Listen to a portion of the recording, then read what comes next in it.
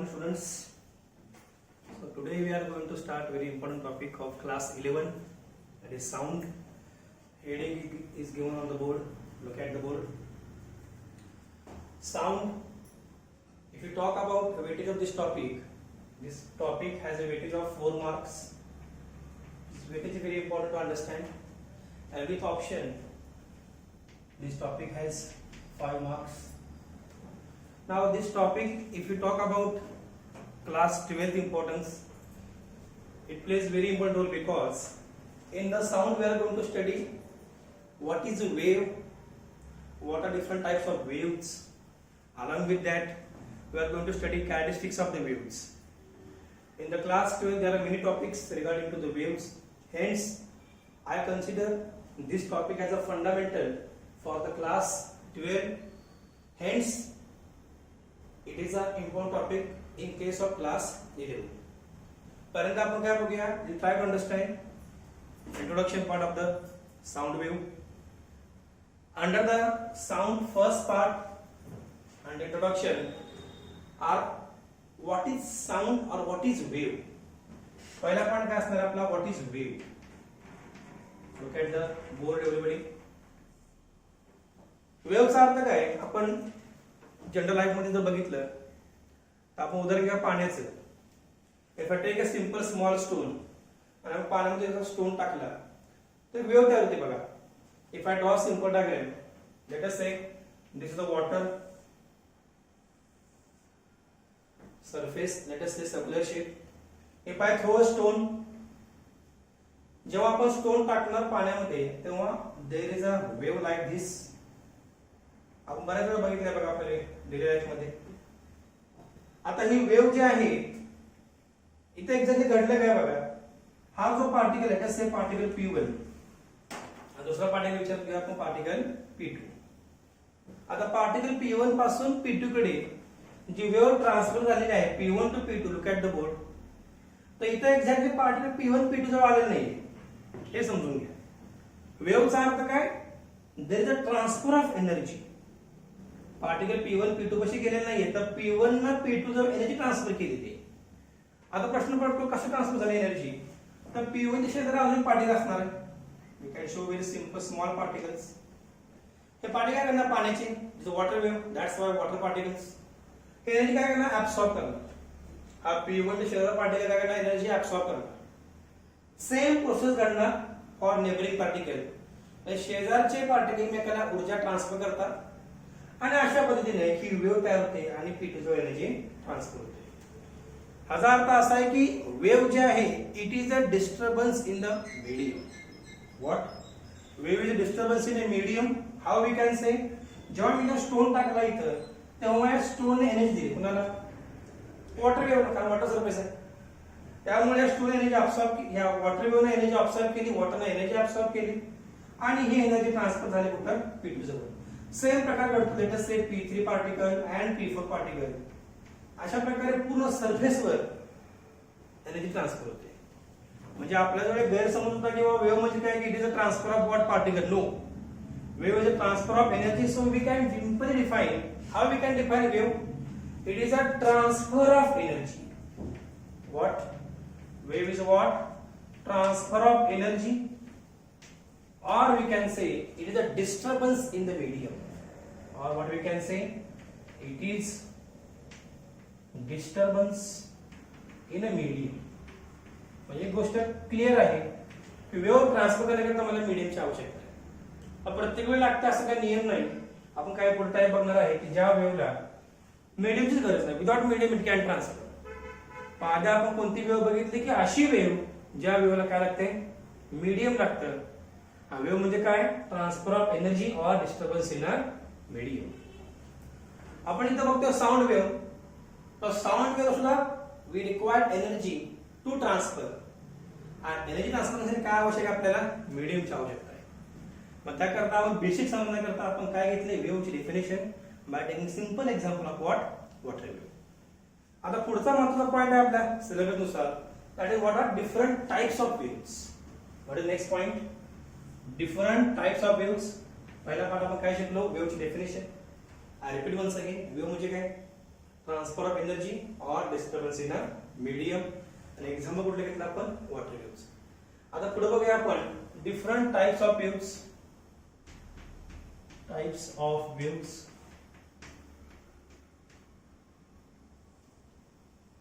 वेव्हचे टाइप पण कोणते? आपण डेली लाईफ मध्ये बघितलं, सगळ्यात महत्त्वाची पहिली वेव्ह म्हणजे mechanical wave. First type we can say mechanical wave.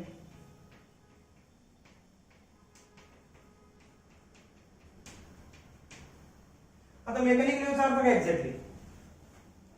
ही अशी वेव्ह आहे, नावातच आहे बघा, we required mechanical energy. What we required? There must be transfer of what? Mechanical energy. ज्या वेव्ह मध्ये मेकॅनिकल एनर्जी ट्रान्सफर होते एका पॉइंट पासून दुसऱ्या पॉइंट पर्यंत, अशी वेव्ह काय म्हणतो आपण? Mechanical wave. आता बेस्ट एक्झाम्पल द्यायचं म्हणलं, आता सांगितल्याप्रमाणे मी water wave is the best example of water is mechanical wave. Along with that, the topic चं नावच आहे बघा, sound. That is sound wave. This is also which wave? Mechanical wave. आता आपल्याला माहित झालं असेल आज की आपण जे बोलतो ध्वनी, मराठीत म्हणलं तर, की हा एक्झॅक्टली काय आहे, ध्वनी काय आहे, साऊंड एक्झॅक्टली काय आहे? Wave is a sound is a wave. काय वेव्ह? त्यामुळे बघा बऱ्याच वेळा अनुभव येतो, आपण पाण्यामध्ये जर बुडलो, आपण डीप झालो, ह्युमन बिंग आय टेलिंग, तर आपण पाण्यामध्ये बोलू शकत नाही. कारण का? आपल्या जे साऊंड तयार होतो, आपला जो साऊंड तयार होतो, तो साऊंड सफिशियंट एनर्जी ट्रान्सफर करू शकत नाही. कशामधून? पाण्याच्या पार्टिकल मधून. That is we cannot talk when we deep inside the water. But when we are in the air, easily आपली एनर्जी ट्रान्सफर होते साऊंड वेव्हच्या माध्यमातून. That's how we listen the voice और sound. I hope you everybody are clear with the concept mechanical waves. What is mechanical wave? It is what? Mechanical energy transmission ज्या wave मध्ये होते. उदाहरण द्यायचं म्हणलं कोणतं? वॉटर वेव्ह आणि किंवा साऊंड वेव्ह. दुसरी महत्वाची वेव्ह म्हणलं कोणती? वी आर गोइंग एकदम through basic only. We are going through only basics. Number 2, electromagnetic wave. EM wave I can say. What is EM wave? Long form electromagnetic wave. ह्याबद्दल आपण थोडी माहिती शिकलो 10th स्टँडर्ड मध्ये सुद्धा. नावाचं बघा, electric and magnetic field. Electromagnetic म्हणजे अशी वेव्ह ज्या वेव्हला ट्रान्सफर होण्याकरता there is one form called as electric field form. काय असतो? इलेक्ट्रिक फील्ड असतं त्या वेव्ह मध्ये, plus there is what? Magnetic field. नावातच आहे बाबा, क्लिअर कट सांगितलं आहे. Electromagnetic, E stands for electric field and M stands for magnetic field. पण ज्या वेव्ह मध्ये इलेक्ट्रिक फील्ड आणि मॅग्नेटिक फील्ड एक वेळ कशा असतात? परपेंडिक्युलर. डायग्राम काढा simple, which is a simple diagram. If I show it is a y axis, हा आपला x axis आहे. ओरिजिन दाखवूया आपण. मला काय म्हणायचं की वेव्ह चालले आपले अलॉंग x axis. कसे चालले? Along x axis. आता अलॉंग x axis वेव्ह चालली असेल तर if I represent like this, sign करो. काय काढला मी? साइन करो. ह्या स्पेशालिटी काय बघा, जर मी इलेक्ट्रिक फील्ड दाखवलं, इलेक्ट्रिक फील्डचे पार्टिकल्स और electric field vector it is along y axis. बघा ना, हा y axis काय सांगा बघ, vertical axis is y axis आणि ह्याला परपेंडिक्युलर दुसरं फील्ड आहे. कोणतं? Magnetic field. It is along z axis. If I represent z axis like this, then magnetic field is like this. If you see 3-dimensional diagram, you can see it is like a plane. हा plain दिसतोय बघा. इथे मी E बार दाखवला आणि हा जर आपला B बार. आणि तिसरं डायरेक्शन कुठले? अलॉंग x ह्या दिशेने वेव्ह चालली आपली.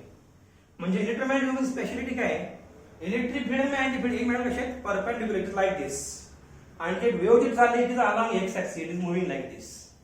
Hence we can say speciality of this wave is direction of propagation of the wave is perpendicular to both electric field vector and magnetic field vector. काय electric field magnetic field काय आहे? Vector quantities आहे, लक्षात ठेवा. मी ह्या वेळेला काय म्हणायचं? Electromagnetic wave. आता बेस्ट एक्झाम्पल काय? बघा, प्रत्येक वेळी आपण काय विचार घेतलाय? वेव्हचा फॉर्म काय आहे, त्याची ट्रान्सफर कशी होते, त्याचं उदाहरण काय. आता इलेक्ट्रोमॅग्नेटिक वेव्हचं उदाहरण तुम्हाला सिंपल आपलं सांगायचं म्हणलं तर आपली light wave. Which wave? Light wave is a example of what electromagnetic wave. आपण जर प्रकाश जो आहे light which we get from sun, ही कोणती वेव्ह आहे? Electromagnetic wave. Don't forget it, कारण आपण याचा डेली लाईफ वापर करतो सनलाईटचा. At least being a science students we must know what is electromagnetic wave. I repeat once again, electric field plus magnetic field हे दोघही ज्या वेव्ह मध्ये असतात plus direction of propagation of the wave is perpendicular to both. कोणाकोणाला perpendicular? Electric field and magnetic field. अशा वेळेला काय म्हणतात? Electromagnetic wave. असा काही नियम नाही की मॅग्नेटिक फील्ड तुम्ही अलॉंग झेड ऍक्सिस दाखवा, एक्स ऍक्सिस दाखवा, असं काही नियम नाही. You can show any field at any direction, फक्त एकमेकांविषयी पाहिजेत परपेंडिक्युलर.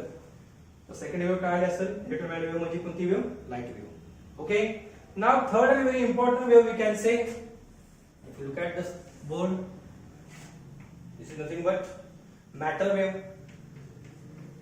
आता ही नवीन वेव्ह जरा 11th student I think you are listening it first time. अख्खा टॉपिक आहे 12th मध्ये, divine nature of matter and radiation. That's why this topic is introduced in the 11th class. जेणेकरून आपल्या भविष्यामध्ये टॉपिक समजण्याकरता आवड कोणत्या प्रकारे जाऊ नये, बेसिक परफेक्ट पाहिजे. I repeat again for any article in the physics, basics are very important. That's why we have started basic of the sound wave. काय म्हणते मॅटर वेव्ह? नावाचा शब्द आहे. मॅटरचा अर्थ काय? पदार्थ. मॅटर म्हणजे काय? माहिती तुझा क्लिअर कट. मॅटर म्हणजे काय? पदार्थ. आता खरंच का मॅटर पदार्थाला वेव्ह असते का? तर ह्याच्यासाठी the famous scientist de Broglie, काय नाव आहे? De Broglie, famous scientist. त्या साहेबांनी काय केलं? हे introduce one wave in the 18th century. 18व्या शतकामध्ये बाळांनो ह्याचा शोध लावला मॅटर वेव्हचा. आज जवळपास 200 वर्ष झाले आपण याचा अभ्यास करतो. 200 किंवा 200 वर जास्त वर्ष झालेले असतील. काय त्यांनी सांगितलं डी ब्रॉग्ली साहेबांनी?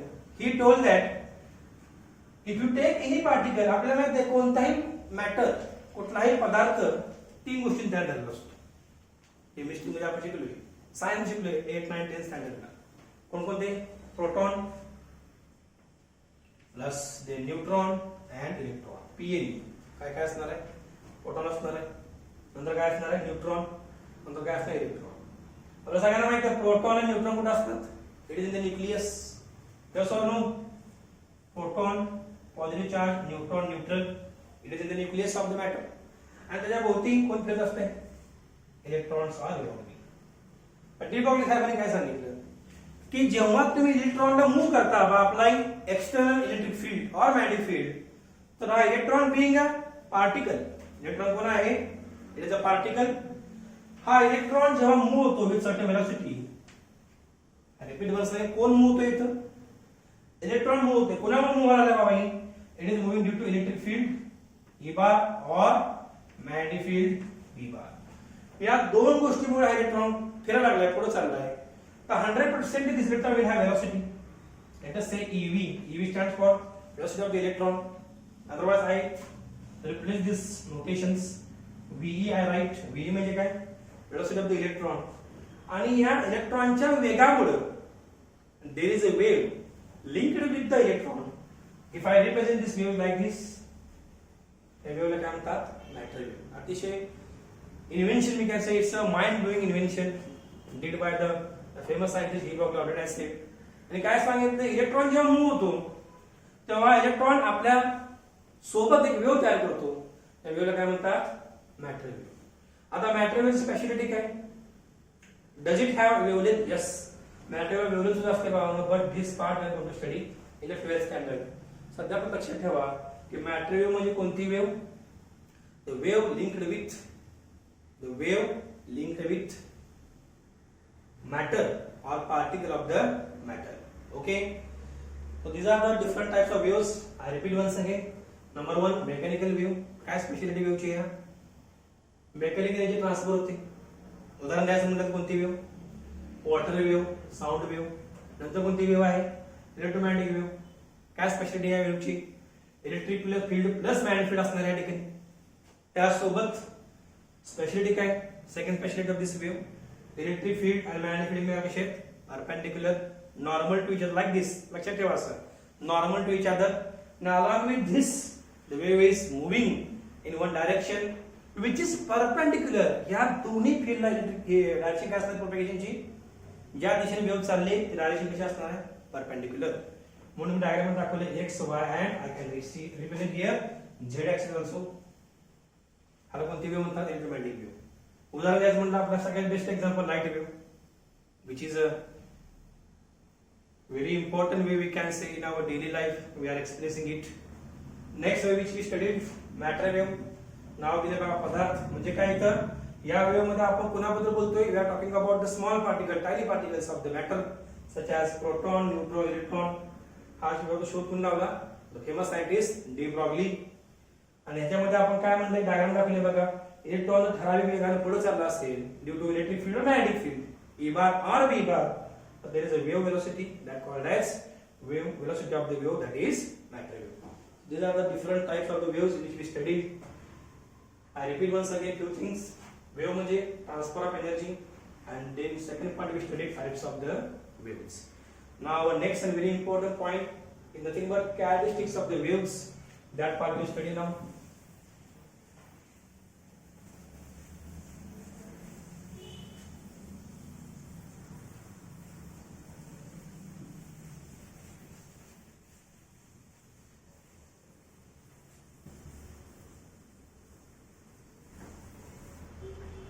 Hello students, next part we can give reading C part, that is characteristics of the waves.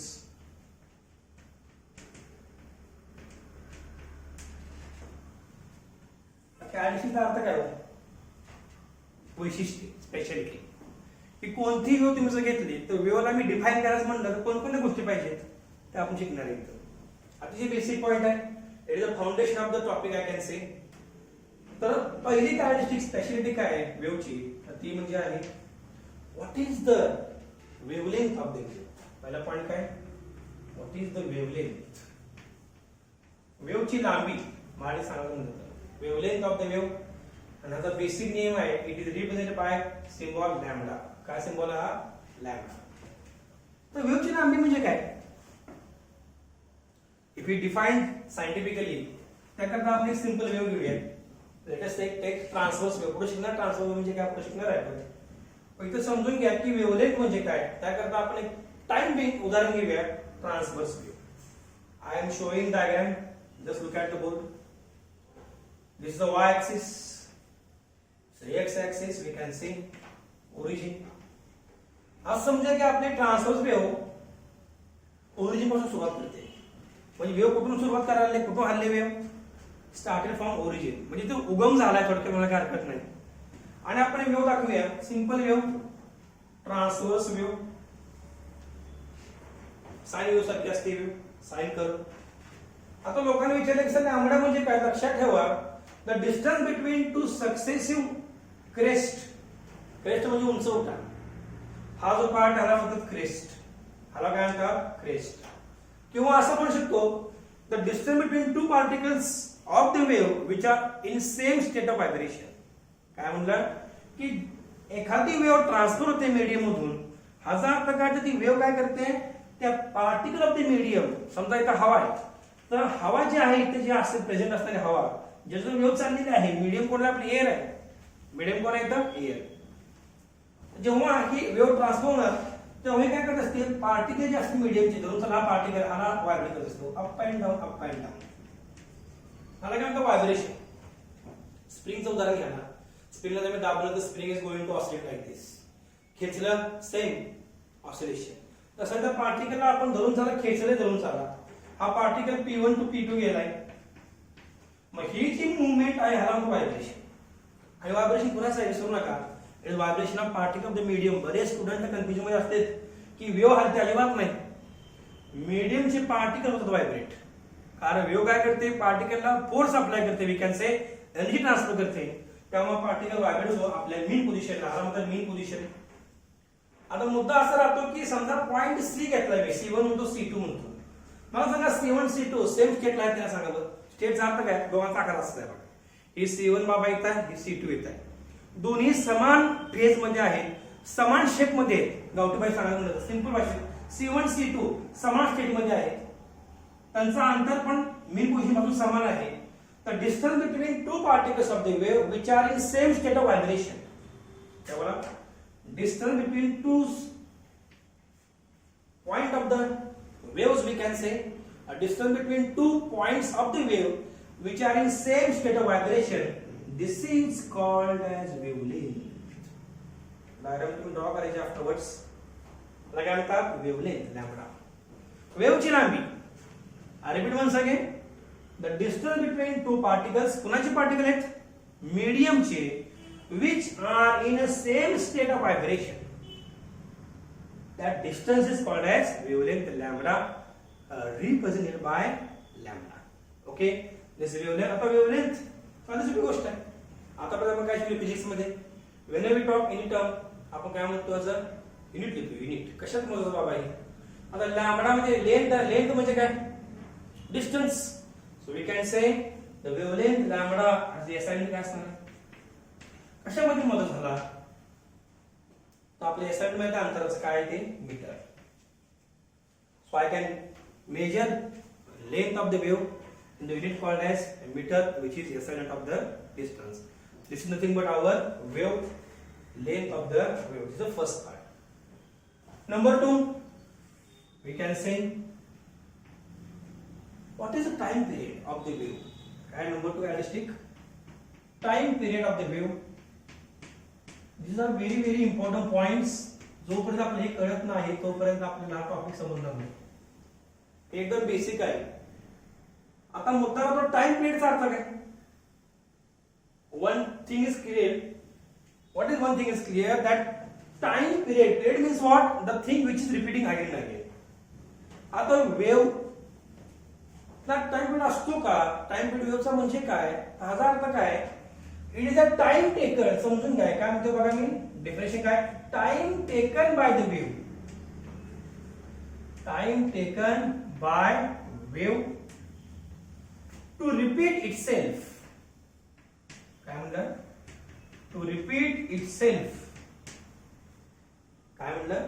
Time taken by the wave to repeat itself. स्वतःलाच रिपीट करण्याकरता.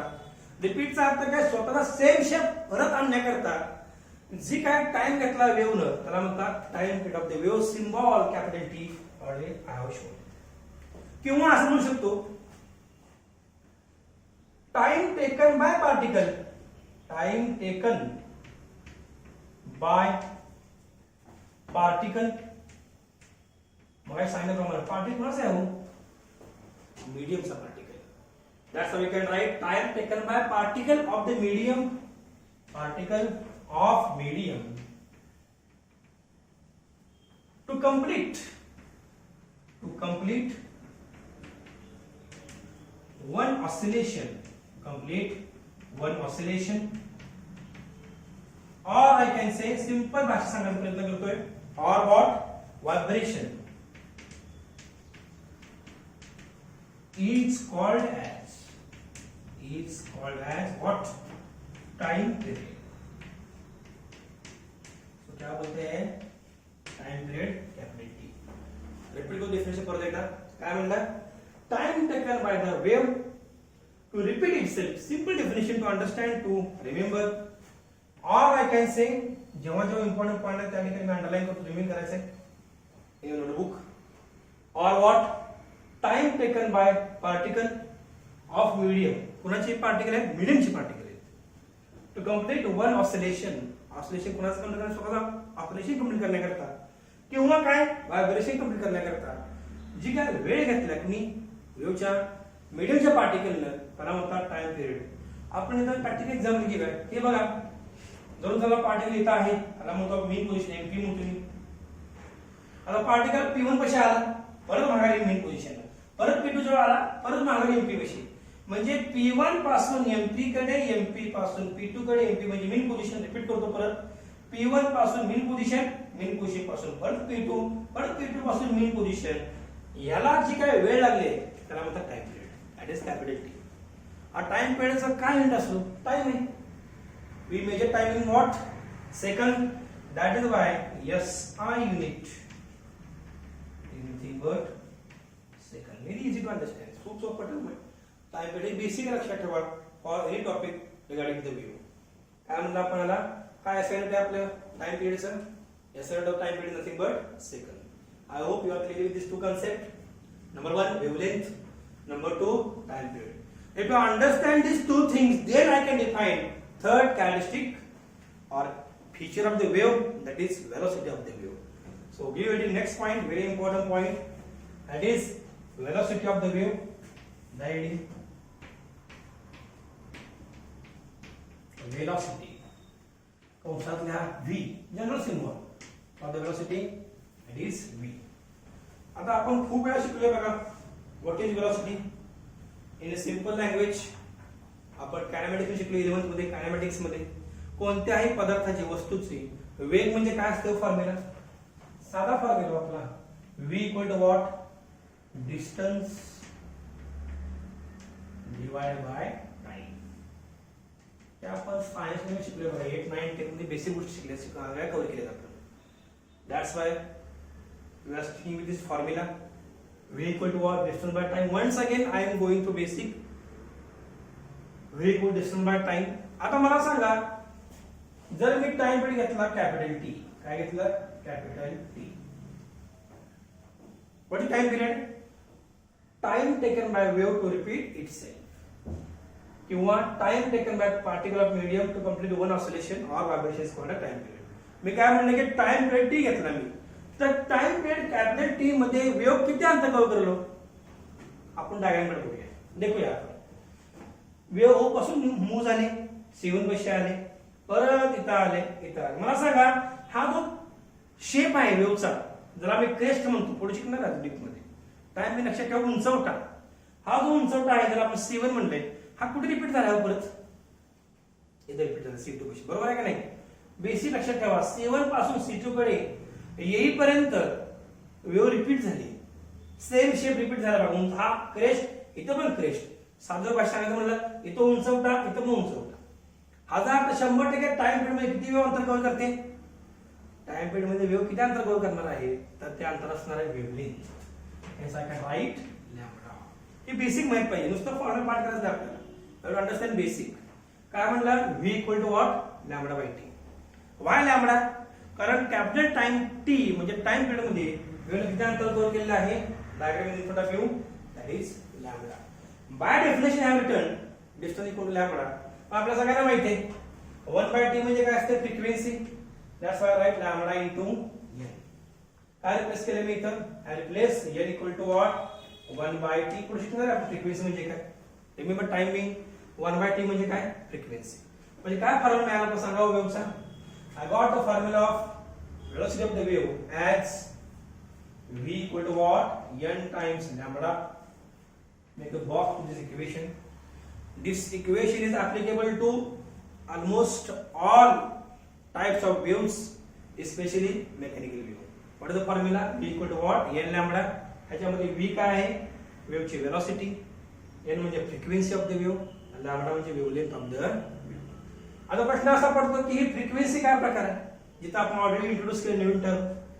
आता फ्रिक्वेन्सी म्हणजे थोडं समजून घेऊया, but till then I repeat once again what we study under characteristic. Number 1 wavelength, आणि वेव्हची लांबी कशामध्ये मोजायची ते, मीटर मध्ये. Number 2 time period, time taken to complete its a shape once again, to repeat its a shape once again. Unit काय second. Number 3 काय वेव्हची वेलोसिटी, फॉर्म्युला काय v equal to n lambda. So what is frequency? This is our next term. Give ready.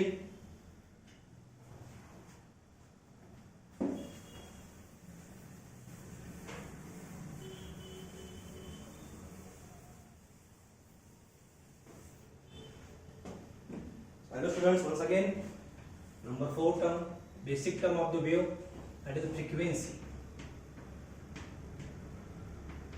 Symbol असा काय आहे, small n.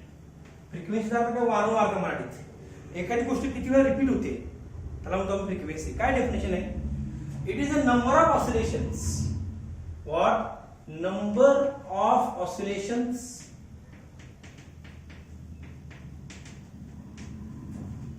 Per unit time, per unit time is called as frequency. ह्याला काय म्हणायचं, frequency. We are going to write it very systematically. कंसा symbol काय जा small. So underline the important terms in the definition. काय म्हणलं मी, number of oscillations. म्हणजे आपण काय मोजणार इथं, नंबर मोजतोय. कशाचा नंबर मोजतोय, ऑफ व्हॉट, ऑसिलेशन.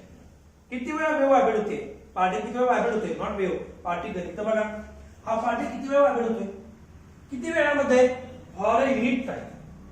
युनिटचा अर्थ वन, पण टाइमचा अर्थ काय घ्यायचा, सेकंद. तर एका सेकंदामध्ये वेव्ह किती वेळा होते ऑसिलेट, वेव्हचा पार्टिकल आणि मीडियमचा पार्टिकल किती वेळा होते ऑसिलेट, हाला म्हणतात frequency. Hence we can say formula of frequency nothing but reciprocal of time period. क्या बोला की टाइम पिरियड, एका युनिट टाइम साठी किती व्हायब्रेशन होतात पार्टिकल ऑफ द मीडियम, त्याला म्हणतात फ्रिक्वेन्सी. उदाहरण द्यायचं म्हणजे समजा 10 हर्ट्ज, म्हणजे म्हणतात 10 हर्ट्ज फ्रिक्वेन्सी. ह्याचा अर्थ काय हो, की हा जो पार्टिकल आहे, दाखवून द्या बघा, पार्टिकल कोणाचा आहे, रिपीट करतो परत एकदा. कोणाचा पार्टिकल आहे, हा मीडियमचा पार्टिकल. किती वेळा झाला, 10 वेळा. 10 हर्ट्जचा अर्थ काय, एका सेकंदामध्ये हा 10 वेळा होतो व्हायब्रेट. म्हणजे जेव्हा फ्रिक्वेन्सी जास्त असते तेव्हा व्हायब्रेशन स्पीड जास्त असतो. त्यापासून 100 हर्ट्ज, याचा अर्थ काय, एका सेकंदामध्ये 100 वेळा particle of the medium vibrates about it's in position, हाला म्हणतात फ्रिक्वेन्सी. लेस सिंपल टर्म आहे, समजून घ्या फक्त व्यवस्थित. फॉर्म्युला काय आपला, n = 1/t. हा फॉर्म्युला कुठून आला, सिंपल आहे. मला सांगा, एका सेकंदाकरता मी जर म्हणलं, एका सेकंदाकरता, तर अशी समीकरण, सिंपल मॅथमॅटिक्स. एका सेकंदाकरता मी जर म्हणलं वेव्ह x वेळा होती व्हायब्रेट, किती वेळा होते, x वेळा. मी म्हणलं मग for t second, question mark, कुठं क्वेश्चन मार्क. मग त्याला काय क्वेश्चन, सिंपल काय ना सांगा. If I say this question mark at the frequency n, so what we get, n equal to what, t into x. I want x, what we get then, x equal to what, n by t. If I put the value of n equal to 1, then I get 1 by t, and 1 by t is काय म्हणतात, frequency of the wave. This is simple equation of the frequency of the wave. आता frequency चा unit काय आहे, let us try to understand what is this unit of the frequency. ठरल्याप्रमाणे time unit काय असते, second. So put the unit of time, I get 1 by second. सेकंद वर घेऊन जावा, मग काय ना, न्यूमरेटरला गेल्यावर सेकंद raise to -1. if I represent symbol, तर मला काय मिळतं, s रेस टू -1. काय म्हणू सगळे, s रेस टू -1. युनिट कशाचं आहे, फ्रिक्वेन्सीचं. आणि ह्याला the famous scientist hertz, he gave the name in his memory. आपण 1 by t, 1 by second म्हणतो हर्ट्ज. हेन्स predominantly maximum वेळा आपण काय घेतो, आपण फ्रिक्वेन्सीचं hertz. So I write HERTZ, name of scientist, in bracket HZ is the symbol of the frequency, unit of the frequency. समझ में आया क्या, फ्रिक्वेन्सी म्हणजे काय, रिपीट केलं परत एकदा, number of oscillations per unit time is called a frequency. मी म्हणलं एका सेकंदाकरता किती वेळा होते ऑसिलेट, कोण, मीडियमचा पार्टिकल, त्याला म्हणतो आपण काय, फ्रिक्वेन्सी. इक्वेशन काय, n equal to 1 by t. Unit काय, 1 by second, सेकंद 1 नेलं, सेकंद raise to -1. then what we get, ह्यालाच काय म्हणतात, hertz. in the memory of scientist hertz. and here we have formulated the equation, how that equation came regarding to n equal to 1 by t. ही झाली चौथी basic term कशाची, आपले वेव्हची. पहिली term कोणती शिकलो आपण, wavelength. Number 2 time period. Number 3 velocity. Number 4 frequency. आणि लक्षात ठेवा, frequency speciality, frequency of the wave never changes irrespective of the medium. Remember very well, की आपल्याला माहित पाहिजे की वेव्हची फ्रिक्वेन्सी ही कधीही चेंज होत नाही. Even the you change medium, so frequency remains constant. He basic वाक्य लक्षात ठेवा, remains constant of any wave irrespective of the medium. हे झाले 4 characteristics of the simple wave, we can say. Okay, आता आपण जे पॉइंट कव्हर केले characteristic, ह्याच्या आधारे न्यूमेरिकल सॉल्व्ह करूया. Okay, so all of you, I am going to write a numerical on the board, you can refer it.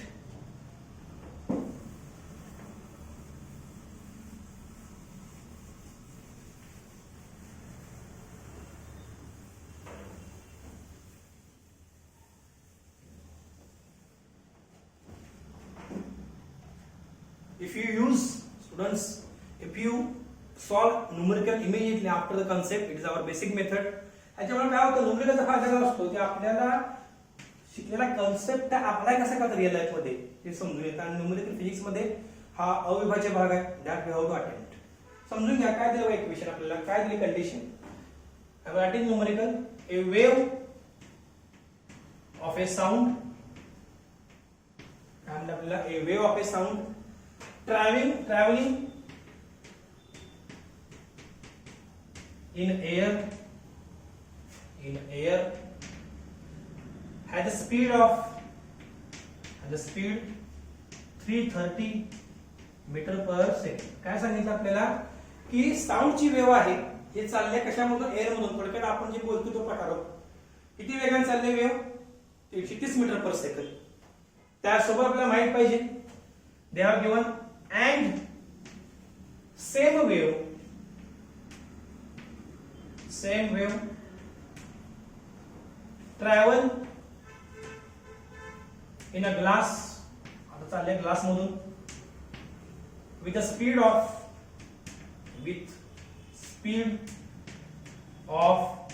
4500 metre per second.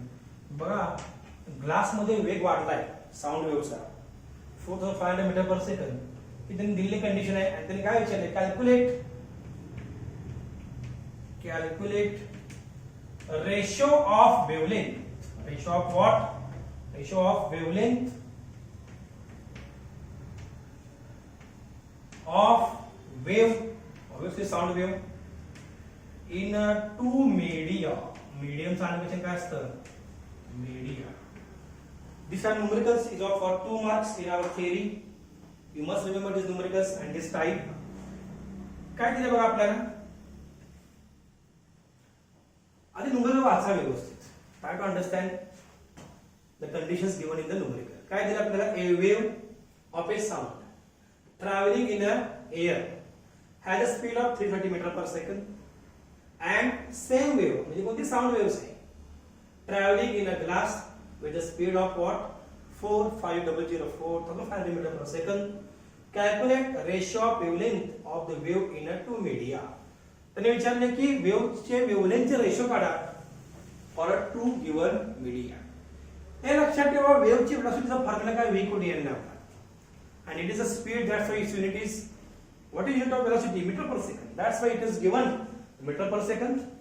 हे लक्षात ठेवा, given data you have to remember very well. Given data always plays very important role in numerical. Metre per second 330, इथे काय दिलं, 4500 metre per second. तर पहिलं काम काय असतं न्यूमेरिकल सॉल्व करताना, given data. Look at the board and same methodology in exam while solving any numerical, so that nobody can cut your mark. काय म्हणते बघा, given data,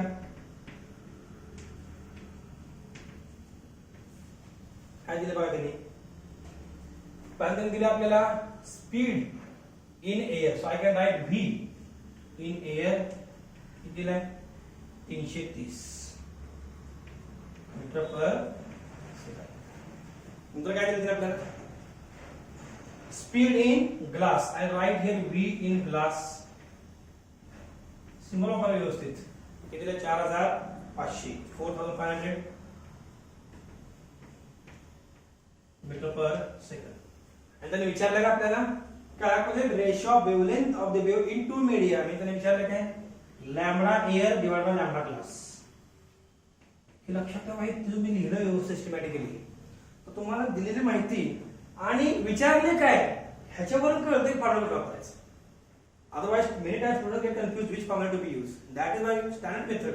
काय मेथड स्टँडर्ड आपली, दिलेली कंडिशन्स लिहा, माहिती लिहा आणि काय विचारले ते लिहा. So after this, our next task is to go for solution. Right, solution.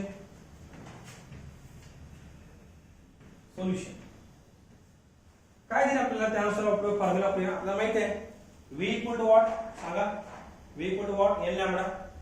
Write the formula. We have v equal to n lambda. आता फॉर्म्युला डिराइव करता आपण. yes or no. आता तुम्हाला वारंवार सांगितलं फ्रिक्वेन्सी कधी बदलणार आहे का, आता लिहून दिलं तुम्ही जस्ट की frequency never changes even though you take any medium. Wave कुठेही जाऊ द्या, फ्रिक्वेन्सी कधी बदलणार नाही. पाण्यात जाऊ द्या, ग्लास मध्ये, कुठेही जाऊ द्या wave, frequency never changes. So I can write v equal to lambda, वापरूया formula v for air, speed of sound in air. That formula will write. What we get then? v air equal to n lambda in air. Formula केला formulate कुणासाठी? Air साठी. velocity of sound in air equal to frequency of sound in air and wavelength of sound in air. नंतर condition काय दिली? v in a glass. साऊंडचा वेग कशामधून? काचमधून, that is glass. काय formula glass असणार आहे?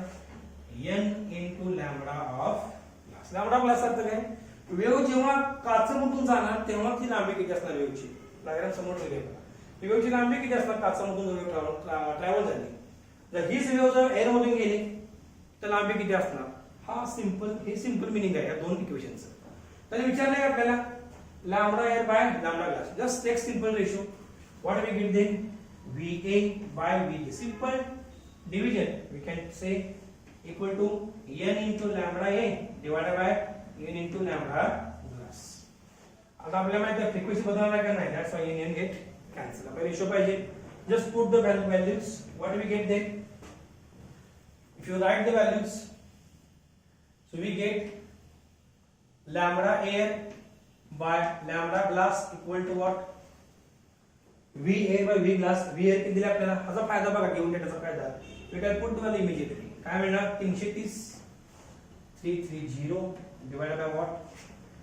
4 pi 4500. आता सॉल्व करा. काय मिळणार सांगा आपल्याला? इक्वल टू 1 0 0 काय झालं? 33 by 450 is equal to 33. It is a prime number, we can say. It's an odd number.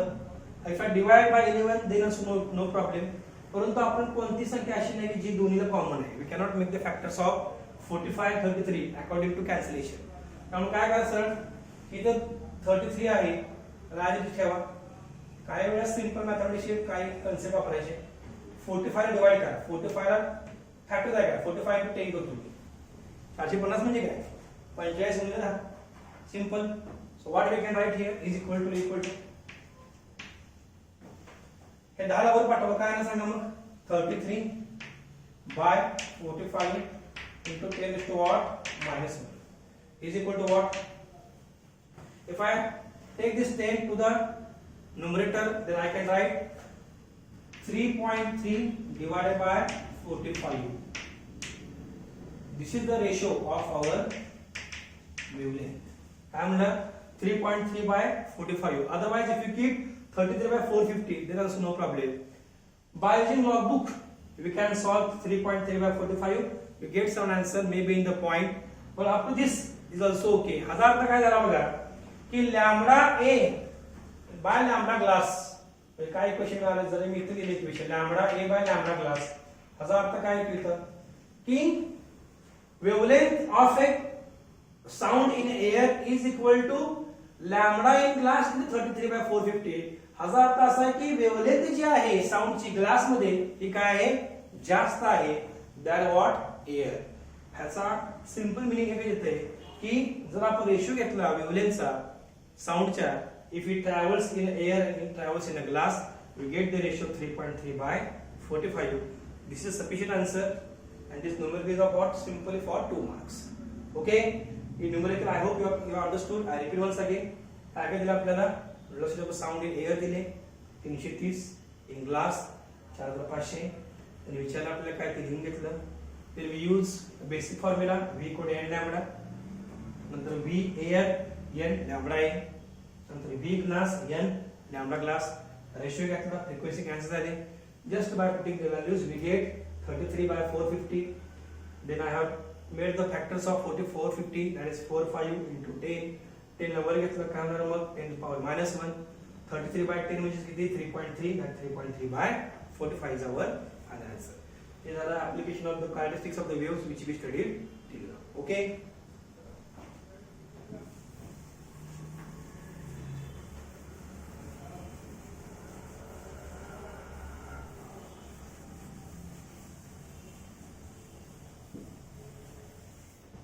Next point like a very important point. Wave as a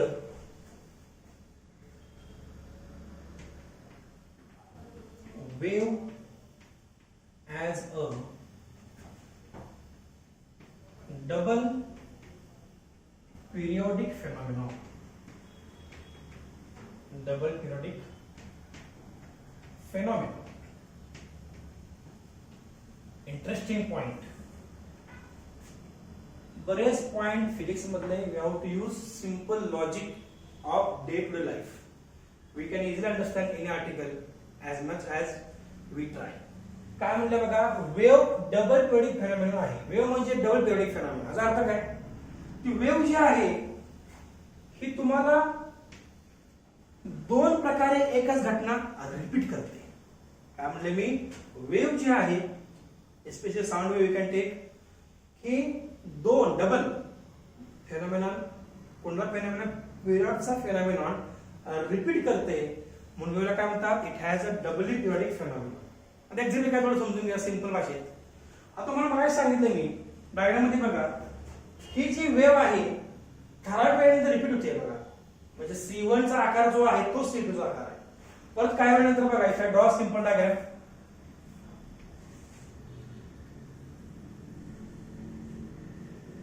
C1, if I take C2, if I take C3, if I take C4 and so on, we look at endless आहे. आता C1, C2, C3, C4 हे C1, C2, C3, C4 हे सगळे चारही point एका state मध्ये आहेत vibration मध्ये. C1 C2 ला पेअर तयार करतोय आणि मग C3 C4 सोबत पेअर तयार करतोय.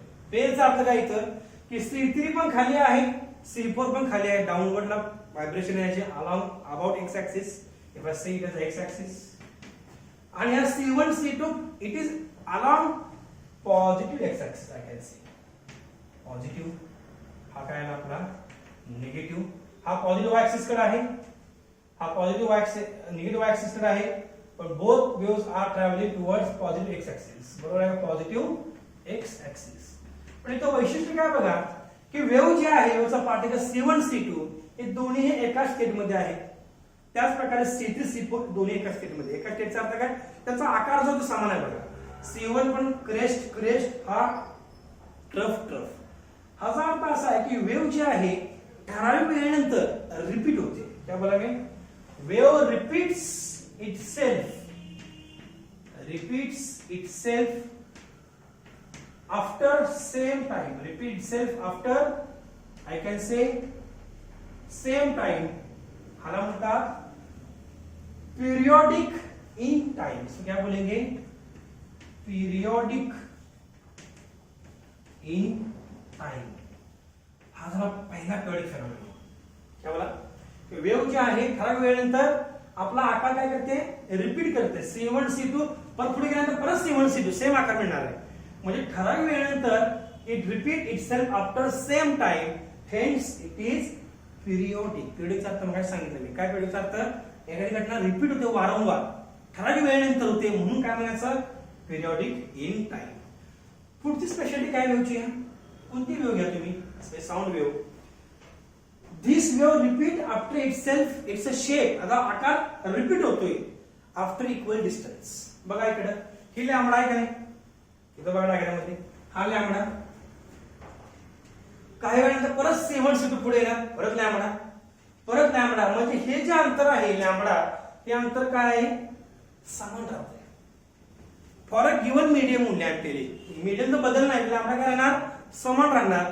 म्हणजे हा जो वेव्हचा आकार आहे लॅम्बडा इतक्या अंतरावर रिपीट होतोय. म्हणजे स्पेस आहे, स्पेस लॅम्बडा इतक्या स्पेस मध्ये वेव्ह काय होते, रिपीट होते. म्हणून याला काय म्हणायचं, पिरियोडिक इन स्पेस. क्या बोलेंगे इसको, पिरियोडिक इन स्पेस. ह्याचा अर्थ काय, दोन्ही केस मध्ये there is repetition.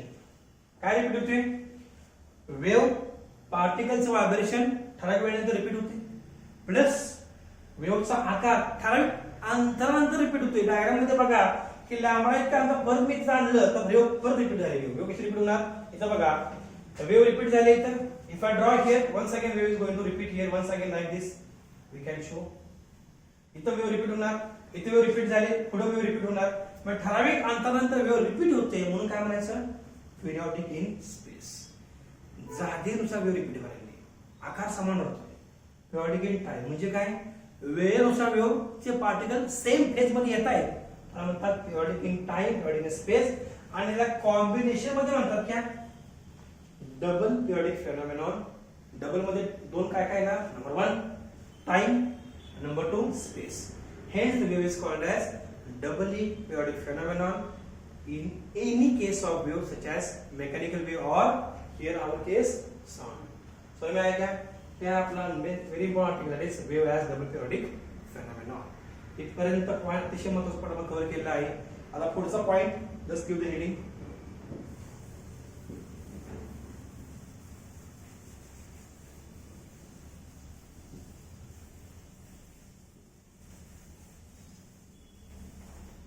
Very important article as far as writing the equation of the wave. Wave's equation आहे कसं मला, तर हा पॉइंट तुम्हाला कळणं अत्यंत गरजेचं आहे. हेडिंग द्या, phase of the wave. Phase of the wave. वेव्हची फेज म्हणजे काय, what is phase of the wave. Heading द्या, next point. Just draw simple diagram along with me. Y-axis, we can take X-axis, it is the origin.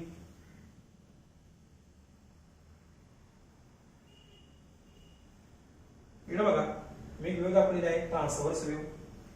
Now you take few points on the waves. Let us say point C1. If I take point C2, if I take point C3, take point C4, take point C5. Another point take C6, another point C7. Try to understand basic. आपली wave कितनी है, traveling along x-axis. आता point C1 आणि C3 कडे बघा. C1 point हा point बघा आणि C3. तर फेज समजण्याकरता तुम्हाला दोन गोष्टी माहित पाहिजे. पहिली म्हणजे वेव्हची वेलॉसिटी. काय माहित पाहिजे, वेव्ह वेलॉसिटी. Wave velocity. नंतर काय माहित पाहिजे, displacement of the particle. Displacement of what, particle. या दोन गोष्टी माहिती असतील तरच तुम्हाला फेज सांगता येतो वेव्हचा. आता फेज सांगण्याकरता आपण पॉइंट चूज करायचे वेव्हमध्ये. पहिला पॉइंट चूज करायचा C1, दुसरा पॉइंट चूज करायचा C2. आता C1 C3 मध्ये विचार जर केला तर ही जी C1 पार्टिकल आहे हा एक्झॅक्टली चाललाय कसा बघा. If I show separate diagram, तर इथं आपल्या ऍक्च्युअली हा हॉरिझॉन्टल ऍक्सिस आहे, इथे मेन पोझिशन आहे. तर C1 पार्टिकल इथून इथं आला. आधी तो इथं होता, MP पाशी होता. पार्टिकल हळूच वर आला आणि तो पोहोचला कुठं, C1 जवळ. पार्टिकल कोणाचा आहे, हा पार्टिकल मीडियमचा आहे. विसरू नका, electron particle of wave medium अशी घेऊन जाते. इकडे बघा, इफ अॅनिमेशन सोबत बघितलं तर बघा पार्टिकल असं वर येतो हळूहळू. Then will go down, MP पाशी परत खाली येणार. परत म्हणजे वायब्रेशन होत असतात पार्टिकलचे, म्हणजे पार्टिकल मीडियमचे पार्टिकल. आता C1 पर्यंत जेव्हा पार्टिकल इथं आला तर त्याच वेळेला C3 चा पार्टिकल वर आला बघा. If I show here C3 particle इथं आहे बघा. C3 पार्टिकल म्हणजे ही दोन्ही पार्टिकल ची वेलोसिटी जी आहे, कोणाची पार्टिकल वेलोसिटी ही कोणती दिशेने आहे, इट इज वर्टिकल. इथं पण कशी आहे, वर्टिकल. V बार वर्टिकल, V बार वर्टिकल. म्हणजे काय, C1 पण असा वर चालला, पार्टिकलची वेलोसिटी वरच्या बाजूला आहे. त्यासोबत C3 वरच्या बाजूला वेलोसिटी. त्यासोबत ह्याचं जे अंतर आहे कोणापासूनचं, मेन पोझिशन पासूनचं, हे अंतर पण समान आहे. धरून चाललेल्या अंतराला मी समजा हा म्हणलं x म्हणलं, हा पण किती आहे, x आहे. ह्याचा अर्थ काय, फेज सांगण्याकरता मी आधीच सांगितले तुम्हाला काय आवश्यक आहे, वेव्हची वेलोसिटी. नंतर काय पाहिजे, displacement of particle of the medium. ह्याचे वैशिष्ट्य काय, या केसमध्ये C1 C3 मध्ये हा पार्टिकल जो आहे हा वेलोसिटी वरच्या बाजूला चाललेली आहे. पार्टिकल वर चालल्यामुळे वेलोसिटी कशी असणार आहे, वर असणार आहे. Direction vertical upward. इथे पण C3 डायरेक्शन वर्टिकल अपवर्ड. त्यासोबत अंतर पण समान अंतर कव्हर केले, कोणापासूनचं, मेन पोझिशन पासूनचं. इथं पण काय अंतर समान कव्हर केले, कोणापासूनचं, मेन पोझिशन पासूनचं. ह्याचा अर्थ काय, वेलोसिटी पण डायरेक्शन समान आहे आणि पार्टिकलची मॅग्निट्यूड पण काय आहे, समान आहे. कशी particle magnitude, displacement of the particle, डिस्प्लेसमेंटची किंमत जी आहे ती पण समान आहे. मग अशा वेळी म्हणतात की point C1 C3 are in same phase. काय बोलेंगे कंक्लुजन काय आहे? ह्याला म्हणतात सेम फेज. फेजचा अर्थ काय? स्थिती. पार्टिकल स्थिती काय आहे एखाद्या दिलेल्या वेळेकरता. स्थितीचा अर्थ काय सायन्सच्या भाषेमध्ये? दोन गोष्टी सांगणार. एक तर काय सांगणार मी, व्हेलॉसिटी कशी आहे आणि डिस्प्लेसमेंटची किंमत किती आहे. C1 C3 का सेम फेज मध्ये आहेत? कारण C1 आणि C3 ची व्ही पण समान डायरेक्शन आहे आणि डिस्प्लेसमेंटची किंमत पण काय समान आहे. मला म्हणतात सेम फेज. आता पुढे बघूया आपण दुसरा पार्टिकल चूज करूया. If I choose C7 and C2, नीट बघा. If I choose C7 particle and C2 particle, आपल्या कंपॅरिझन माहित पाहिजे ना दोन वेगवेगळे पार्टिकल्स. आता C7 कडे बघा, पार्टिकल चाललाय कसा बघा, डायग्राम दाखवतो बघा. It is going upward. बघा ना इथून if I show simple diagram here, तर इथं बघा आपला वेव्ह अशी चालले, ही पार्टिकल आपली मीन पोझिशन. तर हा पार्टिकल वर चाललाय, V bar is upward. V bar कसा आहे? अपवर्ड आहे. तर इथं आपल्याला C2 घेतला तर C2 च्या केस मध्ये कशा बघा, वेव्ह अशा shape is like this, he mean position आहे. तर C2 आपला इथं आहे बघा, C7 इथं आहे. तर मला सांगा या केस मध्ये व्ही कसा आहे? अपवर्ड. C7 जो आहे पार्टिकल हा कुठे चाललाय? वर चाललाय. C2 चाललाय बाबा कुठं? ही चाललाय डाऊनवर्ड. अंतर मोजूया. C2 चा अंतर मीन पोझिशन पासून वेगळा आहे, C7 चा अंतर वेगळा आहे. ह्याचा अर्थ काय? या केस मध्ये वेव्ह डायरेक्शन मध्ये डिफरंट आहे, दिशा वेगळी आहे. त्यासोबत काय किंमत पण वेगळी, कोणाची? डिस्प्लेसमेंटची. म्हणजे असं म्हणू शकतो की ना वेलोसिटी समान डायरेक्शनला आहे, ना डिस्प्लेसमेंटची किमती समान आहेत. म्हणून C7 सूत्र काय म्हणतात? Out of phase. बेसिक गोष्टी माहिती असणं गरजेचं आहे. ऑलरेडी सांगितले. कशासाठी माहिती पाहिजे? तो formulate the equation of the wave. Repeat करतो. C2 C7 व्हाय समबडी आज आउट ऑफ फेज. सीईटीच क्वेश्चन आहे. सीईटी करता तुम्हाला डायग्राम देतात आणि म्हणतात की कोणता पार्टिकल आउट ऑफ फेज आहे, कोणता इन फेज आहे. हा दोन्ही कॉम्बिनेशन मध्ये आहे. त्याकरता आपल्याला बेसिक माहिती पाहिजे. C2 C7 out of phase, कारण ना व्ही डायरेक्शन समान ना किंमत समान. C1 C3 का सेम फेज मध्ये? डायरेक्शन ऑफ वेलोसिटी समान, इथं पण समान डायरेक्शन अपवर्ड. आणि इथं काय? एक्स किंमत समान. एक्स म्हणजे काय? डिस्प्लेसमेंट किंमत पण समान. आता आपण पार्टिकल चूज करूया. If I select C6 and we take another particle C4. ठीक आहे, इथंच घेऊया आपण C6 C4. किंवा C4 चं काय बाबा ती x ऍक्सिस वर आहे, त्यामुळे x ऍक्सिस वर असल्यामुळे x किती असणार माझा? 0. बघा ना इथं हा C4 पार्टिकल x ऍक्सिस वर आहे. आपला अंतर म्हणजे कुठे आहे? हा it is on mean position. जिथून मी अंतर मोजतो त्या ठिकाणीच ती C7 ऑलरेडी बसलाय, C4 येऊन बसलाय. तेव्हा अंतर काय नाही, x काय अंतर येणार? 0 येणार. ही म्हणते बाबा मी आपलं काय मुवमेंट 0 आहे. तेव्हा मुवमेंट 0 असेल तर वेलोसिटी काय असणार आहे? 0. वेलोसिटी म्हणजे काय? Distance by time. पण डिस्टन्स 0 वेलोसिटी काय ना मॅथमॅटिक्स नुसार 0 येणार. C6 काय म्हणते? ऑलरेडी मला काय वेलोसिटी आहे, त्यामुळे तुम्ही वर आले ना. ही वर कशामुळे आला? Because it has some velocity. Particle वर जाण्यासाठी काय वेग पाहिजे ना. त्यासोबत ह्याला किंमत काय तर आहे. कशी किंमत आहे? अंतराची किंमत. वेलोसिटी आहे म्हणजे अंतर असायला पाहिजे. ह्याचा अर्थ ना C6 आणि C4 तुलना जर केली ना ह्याच्या वेलोसिटी समान ना ह्याची किंमत समान. कशाची? डिस्प्लेसमेंटची. म्हणून मी असं म्हणू शकतो की in case of our which particle ने आपण बेसिक सम धरून चाललोय C6 आणि आपला हा C4 हे दोन्ही पण कसे आहेत? Out of phase. कारण का ना ह्याची वेलोसिटी समान ना ह्याची डिस्प्लेसमेंट पार्टिकल किंमत समान. पुन्हा काय झाला? Out of phase. हे आहे सिंपल लॉजिक ह्याचं फेज ऑफ द वेव्ह. अजून एक पॉईंट ऍड करायला पाहिजे, सगळ्यात महत्त्वाचा point that you try to understand. Look at the board. Sometimes they ask what is the angle between the 2 points or phase angle. त्याला काय म्हणतो आपण? phase angle. नीट बघा, phase angle. आता ही इतकं सोपं आहे. our task is to make things simple, not complicated. काय म्हणते बघा की जेव्हा तुम्हाला फेज अँगल विचारतात तेव्हा त्या अँगल मोजला with respect to X axis. कोणापासून मोजणार? With respect to X axis. आता मी जर विचारलं की C1 दिसतं काय ना? C1 दिसतं, यस. तर C1 चा अँगल विचारलं मी अबाउट एक्स ऍक्सिस किती आहे? 90 डिग्री. बघा ना बाबा, हे बघा अँगल किती आहे? 90 डिग्री. म्हणजे असं म्हणू शकतो की phase angle for C work is what π/2 radian. कारण आपला अँगल कशामध्ये पाहिजे रेडियन मध्ये पाहिजे. फेज अँगल काय with respect to X axis किती अँगल आहे बाबाचा ती मोजायचं. तुम्ही म्हणा C5 चा अँगल सांगा. आता मला तुम्ही सांगा ही C5 पार्टी कुठे आहे with respect to X axis angle मोज त्यासोबत आपण विथ रिस्पेक्ट टू काय मोजायचं आहे with respect to origin also. आता ओरिजिन पकडा इथं ओरिजिन आहे 0 पार्टिकल बघा नीट बघा ट्राय टू अंडरस्टँड ॲनिमेशन. 0 पासून हललाय वेव्ह आले पार्टिकल मूव्ह झाला C1 कसे आलाय पार्टिकल मीडियम चा विसरू नका परत डाऊन डाऊन डाऊन परत येतात. म्हणजे 0 पासून C5 पर्यंत येण्याकरता किती अँगल कव्हर केलाय सिंपल आहे. सेमी सर्कल अर्धवर्तुळ तर सेमी सर्कल अँगल किती असतो 180 डिग्री. म्हणजे काय झालं पाय रेडियन. काय मी काय सिंपल अँगल हो. इथं अँगल 0 चा किती आहे 0 डिग्री. C1 कशी किती आहे 90 डिग्री. इथे किती आहे 180 डिग्री. आता C2 ला पकडूया. C2 चा अँगल सांगा की विचार करा मला equations how to find phase angle.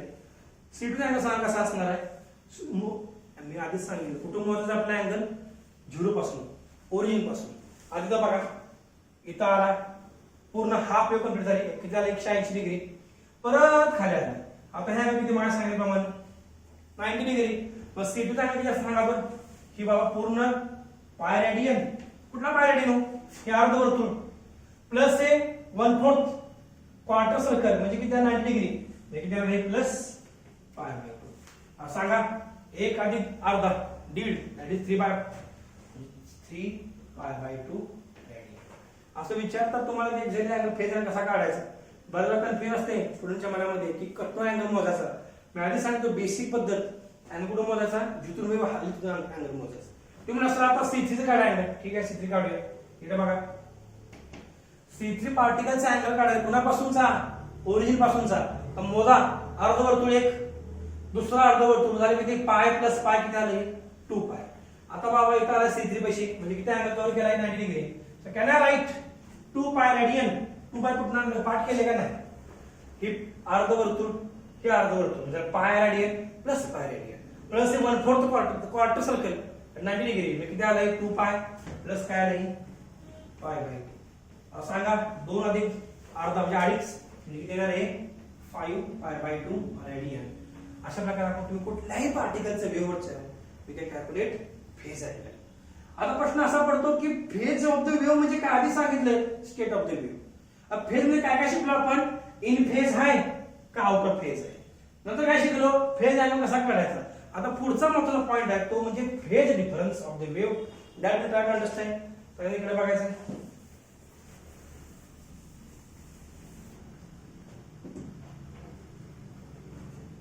ह्याच्यामध्ये जरा students listen carefully phase of wave मध्ये हा पॉइंट पुढचा आहे कोणता फेज डिफरन्स. वेव्ह तयार केलं equation of the wave. What is the equation of the wave y = a sin omega t - kx + lambda kx/लॅम्बडा. हे इक्वेशन तयार करताना जे kx/लॅम्बडा जो आहे त्याला म्हणतो आपण फेज अँगल. तो फेज अँगल नाही तो फेज डिफरन्स आहे. काय एक्झॅक्टली फेज डिफरन्स ज्याला आपण सिंबल वापरतो फाय. आता मला सांगा फेज डिफरन्स समजण्याकरता फेज माहित पाहिजे. मुळात आपण काय शिकलो फेज ऑफ द वेव्ह बेसिकला पकडले. आता फेज डिफरन्स काढण्यासाठी काय एक्झॅक्टली करायचं काय सिंपल मॅथमॅटिक्स. तुम्ही म्हणला की सर फेज डिफरन्स काढा कशाचा C3 चा आणि C1 चा. कशाचा C3 पार्टिकलचा आणि C1 पार्टिकलचा फेज डिफरन्स काढा. सिंपल आहे. सांगा if I right phase difference five for what C3 C1 I right here C3, C1. काय कसं करणार सांगा. C3 पेक्षा फेज किती आहे बाबाचा π/2 मायनस फेज किती आहे C1 चा. C3 पेक्षा फेज किती आहे π/2. Wrong answer. बघा सगळ्यांनी कन्फ्युजन मध्ये जायला नाही पाहिजे. Let us go to basic once again. मला सांगा इथं C3 पेक्षा काय आले आपण ऑलरेडी काढले C3 साठी 5π/2 5π/2. C3 C1 चा अर्थ काय phase difference between point C3 and C1. तर पहिला phase difference at C3 minus phase difference at C1 किती आहे C1 पेक्षा फेज डिफरन्स π/2. काय कॅल्क्युलेशन किती सांगा ही 5π/2 - π/2 डिनॉमिनेटर समान म्हणजे काय येणार 5π - π डिवाइडेड बाय 2. यस और नो डिनॉमिनेटर समान आहे ना. 5π - π किती येणार आहे 4π 4π/2 येणार आहे 2π रेडियन. ह्याचा अर्थ काय झाला की C3 आणि C1 मध्ये फेज किती आहे डिफरन्स 2 पाय रेडियन. ह्याचा अर्थ असा आहे की ही जी बाबा आहे C3 हा C3 बाबा 2 पाय इतक्या अँगल पुढे आहे कोणापेक्षा C1 पेक्षा. म्हणजे हे जेव्हा पुढे जाणार काही अंतरानं तेव्हा हे बाबा C1 हा 2 पाय अँगल मागे राहणार कोणापेक्षा या C3 पेक्षा. हे फिजिकल सिग्निफिकन्स आहे. ह्याचा अर्थ काय बघा आपला C1 इथं आहे C3 इथं आहे. ह्याचा अर्थ काय जर ही वेव्ह परत पुढे गेली तर कायम स्वरूपी ह्या दोघांमध्ये अंतर किती असणार आहे अँगल मध्ये 2 पाय रेडियन. हे अंतर कधी बदलणार नाही as long as you change the medium. हे झालं आपला सिंपल कन्सेप्ट कशाचा फेज ऑफ द वेव्ह. ह्याचा अर्थ काय आपण वेव्ह मध्ये कॅरेक्टरिस्टिक मध्ये फेज ऑफ द वेव्ह अतिशय इम्पॉर्टंट पॉईंट कव्हर केला ज्याच्या सहाय्याने आपण वेव्हचं इक्वेशन लिहू शकतो. काय इक्वेशन ऑफ वेव्हचं y equal a sin omega t minus kx by lambda आणि kx बाय लॅम्बडा काय म्हणतात phase difference find. I hope it is clear. Now good very important point heading द्या.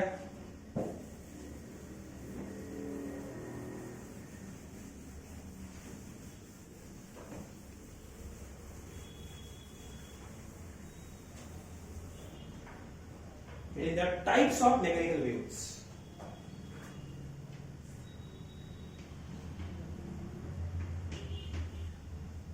Types of mechanical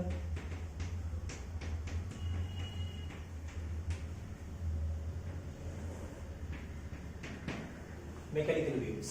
आता mechanical wave मध्ये आपण शिकलेले what is mechanical wave. ज्या वेव्हला transform करता काय आवश्यक आहे what we require number 1 medium. काय माहित पाहिजे तर काय आवश्यक आहे मीडियम. अशी वेळेला काय म्हणतो आपण मेकॅनिकल वेव्ह. त्यासोबत काय आवश्यक आहे transfer of what energy. Transfer of what of energy इसको क्या बोलेंगे मेकॅनिकल वेव्ह. आता प्रश्न असा पडतो की मेकॅनिकल वेव्हचे टाइप कोणते असतील तर हे टाइप डिपेंड आहे कशावरून त्याचा आकारावर. की वेव्ह जेव्हा ट्रॅव्हलर मीडियम मधून ठरलंय आपलं की आज आपल्याला काय माहित आवश्यक आहे मीडियम माहित पाहिजे. मीडियम मधून वेव्ह जाताना त्याचा आकार कसा असणार आहे त्याच्यावर पडले दोन टाइप कशाची मेकॅनिकल वेव्हची. पहिला टाइप कुठला that will write first type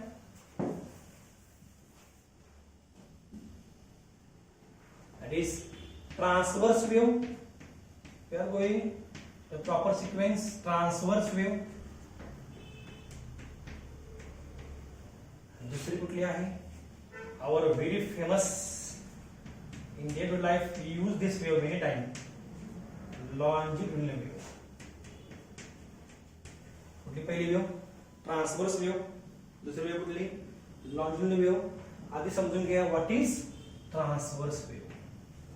transverse wave म्हणजे काय that you try to understand first. आता वैशिष्ट्य काय ट्रान्सवर्स वेव्ह ते आधी समजून घ्या.